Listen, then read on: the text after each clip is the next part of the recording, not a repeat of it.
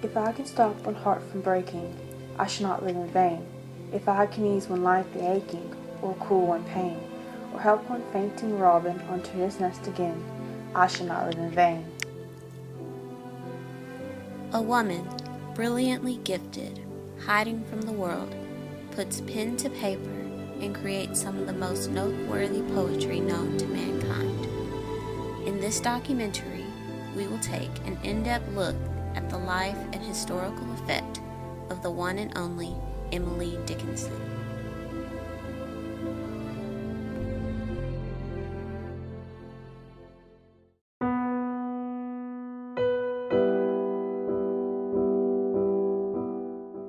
Emily Dickinson was born on December 10, 1830, the middle child of a prominent New England family. Her father, Edward Dickinson, was a lawyer and served on the U.S. Congress from 1852 to 1855. And though little is known about her mother, Emily Norcross Dickinson, some letters found suggest that she was serious about her education.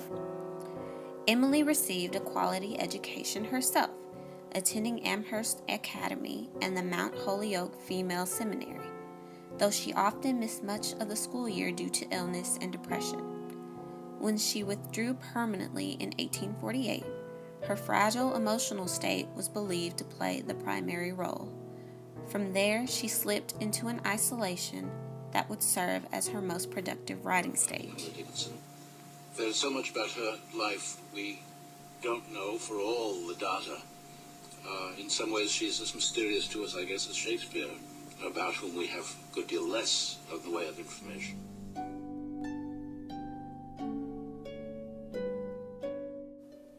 Before Emily even began writing, the landscape of the poetry world was much different.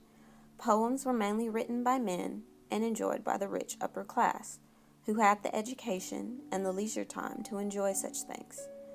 The works of Jonathan Swift, Alexander Pope, and Ralph Waldo Emerson were just some of the notable poets featured before Emily stepped on the scene. The style of poetry also differed.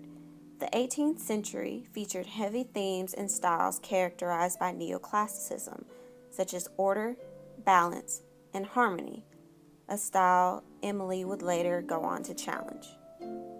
They shut me up in prose, as when a little girl. They put me in the closet, because they liked me still. Still, could themselves have peeped and seen my brain go round, they might as wise have lodged a bird for treason in the pound. Himself has but to will, and easy as a star, abolish his captivity, and laugh, no more have I.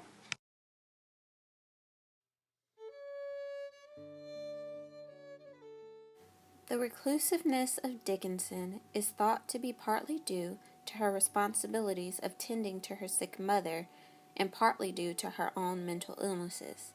Much speculation from scholars has led to the belief that she suffered from agoraphobia, depression, and/or anxiety. It was after the mid-1860s that she rarely, if ever, stepped outside the homestead, her father's home. These years would prove to be her prime writing years. I am nobody. Who are you? Are you nobody too? Then there's a pair of us, don't tell. They'd banish us, you know. How dreary to be somebody, how public like a frog, to tell your name the lifelong day to an admiring bog. All the stereotypes that they can try to fit her into. The mad woman in the attic, the mad woman immured in the house, the fey ethereal person in the white dress flitting above stairs when company comes, the childlike presence that is somehow controlling the household. Somehow she has to be fey, strange, cracked. Dickinson's most productive time as a writer happened to occur at the same time as the country's bloodiest, most chaotic era, the Civil War. She kept up correspondence with a number of contacts through letters, the majority going to her sister-in-law, Susan Gilbert, and also Thomas Wentworth Higginson, to whom she had responded to one of his articles in the Atlantic Monthly, a letter to a young contributor. Mr. Higginson, are you too deeply occupied to save my verses alive? The mind is so near itself it cannot see distinctively, and I have none to ask. Should you think it breathed, and had you the leisure to tell me, I should feel quick gratitude. If I make the mistake that you dare to tell me, would you give me sincere honor toward you? I enclose my name, asking you, if you please, sir, to tell me what is true. That you will not betray me, it is needless to ask, since honor is its own pawn. Writing furiously allowed her own personal style to develop. Much of Emily's poetry focused on two subjects, death and immortality. Because I could not stop for death, he kindly stopped for me. The carriage held but just ourselves and immortality. Emily's unique style set her apart from any other poet. She's known for using many dashes in her work and her unusual use of form and syntax. She's also known for strongly using aphorism and allusion in her poetry.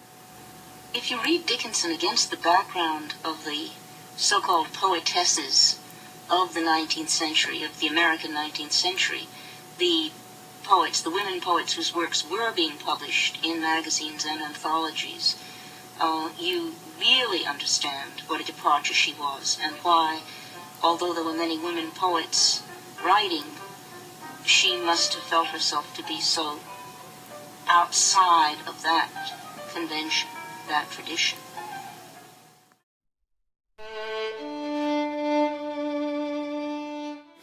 Emily's work was not fully appreciated until long after her death in 1886. The few works that were published before her death were heavily altered to fit the conventional style of the time, and therefore lacked her unusual style. She died of kidney disease on May 15th and was laid to rest in a family plot. Her sister, Lavinia Dickinson, had previously promised to burn all of her sister's correspondence, and did so, but then discovered over 40 notebooks and sheets of Emily's work in a locked chest, and chose to publish them. The first volume of Dickinson's work was published in 1890.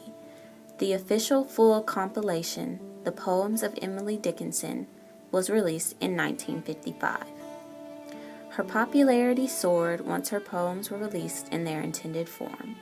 The strength of her literary voice, coupled with her eccentric lifestyle, has cemented her status as an acclaimed fixture in American literature.